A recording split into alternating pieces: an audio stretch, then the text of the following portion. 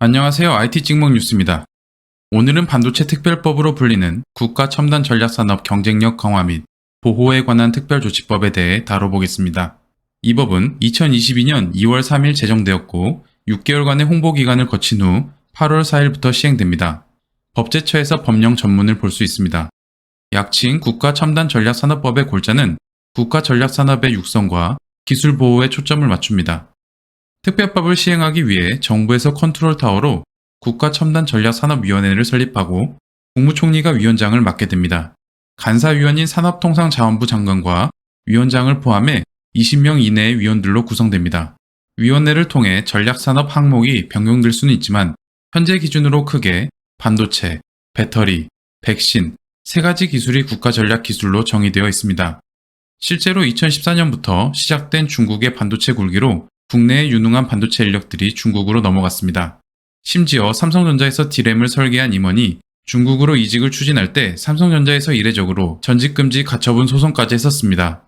R&D 투자에 막대한 돈을 들여 기술적 우위를 달성해도 인력 빼가기로 후발주자가 적은 투자로도 1위 기업을 추격하기 쉬워졌죠. 이런 배경으로 국가적인 기술 경쟁력 우위를 지키기 위해 국가첨단전략산업법이 시행됩니다. 주요 내용을 살펴보겠습니다. 전략산업 육성과 특화단지 지정 등의 지원을 기본으로 원재료나 부품 조달에 대한 긴급 수급 안정화, 부담금 감면과 세제 지원에 관한 특례, 규제 개선과 인력 유지에 대한 지원 등이 해당됩니다. 특별법 중 논란이 될 만한 내용도 있습니다. 제14조 전략기술의 보호 조치입니다. 기업에서 국가 첨단 전략산업 종사자들을 전략기술 전문 인력으로 등록할 수 있습니다. 전문 인력으로 등록되면 외국 동종 업종으로 이직이 제한됩니다. 특별법 내용상 국내 기업 간의 이직은 제약이 없습니다. 그리고 전문 인력의 동의 여부에 따라 법무부 장관은 전문 인력의 출입국 정보를 기업에 제공해야 합니다. 사실상 일반 근로자라면 회사의 요구에 출입국 정보 제공을 동의할 수밖에 없습니다. 기술 유출을 막기 위한 취지는 이해되나 전략기술 전문 인력의 보상에 대한 법안 내용 없이 단순히 이직을 제한하는 것은 보완이 필요해 보입니다. 또한 헌법 제15조에 규정하고 있는 직업 선택의 자유에도 위배될 수 있습니다. 더 나아가 이직이 자유롭지 않으면 오히려 국내 기업들이 유능한 인재들의 선택을 받지 못해 역효과가 날 수 있습니다.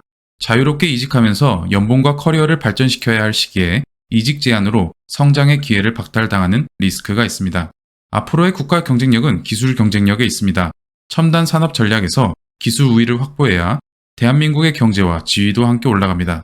국가 첨단 전략 산업법을 비롯한 기술 경쟁력을 위한 법안들이 국가와 기업, 그리고 근로자까지 모두 성장할 수 있는 미래를 열어주길 희망하면서 영상을 마무리하겠습니다. 감사합니다.